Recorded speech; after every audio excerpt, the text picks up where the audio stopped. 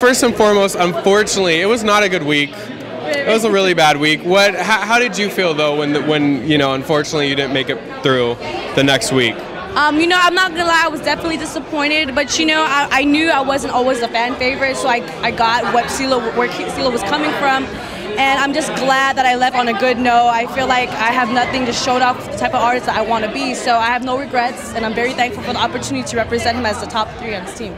And one thing about CeeLo is, I mean, he wasn't always a fan favorite, and he blew up. So as a coach, what's some of the advice that he gave you to make sure that you have a prolonged career in this music business? Right, I'm glad you brought that up, because you're right, when he started up with Goody Mob, and you know, he wasn't always like he was always an underdog. So I definitely agree with you with that. So you know, he just told me to be myself, and don't let anybody tell me what I am, and just you know, stay true to myself and keep going at it. And he actually on stage, he was like, you know, this is not the end for you, this is only the beginning, so call me up, let's do some work. So I'm very excited. That's what I was going to ask you. You know, you get some great advice from 4 people on the panel, our current hit superstars. You got one of the top. What is some advice that he gave you, and do you think that he's going to stick by it once this season is over? I mean, is there going to be, like, you know, him still giving you love after the show? Right. You know, with this show, I learned how to be more confident in myself, and he gave me the option to explore who I am as an artist, and I'm very thankful for that. And this is not the end, like I said, and I'm ready to go on this journey, and like the voice was a stepping stone for me, like my first foot forward. So I'm very excited for my future. Now, all the way back in the first episode, I mean, it was real emotional seeing your mom and your brother. I think they were happier than you. But one big thing that they said, I mean, you guys were in Hawaii and you know, home, and they traveled all the way to LA to really support your career. Knowing that at the end of the day you have that much family support, how does that push you, no matter what happens, to keep striving, to keep succeeding? Right. I mean, you know, when I first moved to LA, it was definitely a struggle, and you know, my dad didn't always support the music scene, and like with The Voice, it's my first time seeing him so proud of me. So this is more of a motivation to keep going, keep moving forward with my career.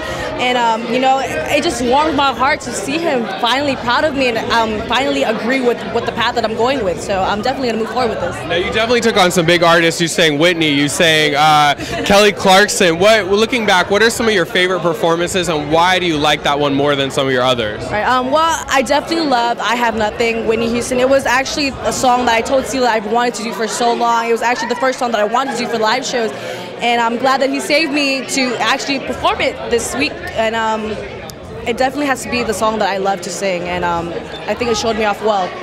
She keeps talking. Why is she talking? Why is she talking? We see these guys at ABDC. You've known them for a long time. So Interviewing her? I'm so sorry. I didn't mean it. We're just walking down the red carpet. So how do you know these 3 crazy white boys? How do you know these guys?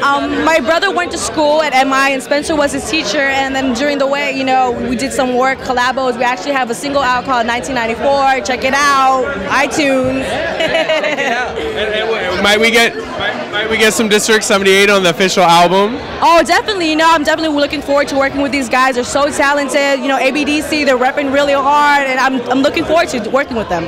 Yes, and how proud are you guys? I mean, you guys knew her before the Voice experience, but to see her go this far, I mean, you jumped through a lot of hurdles. You're to the end. So, you guys proud of her? Honestly, I don't think we could be more proud. Like, no, I was literally almost in tears every time she performed. I was like, this is amazing, and it was so awesome for us to see her and just blossom on the show and just like come out and just be like better than we could have ever expected. Yeah, and that's not even a joke, like, because obviously we're on the West Coast, so the East Coast feed happens first, and I'm like, oh, I'm gonna wait to see what happens, and he's like, I gotta know, he's like so nervous. I was like looking at everything out. I gotta know how she did.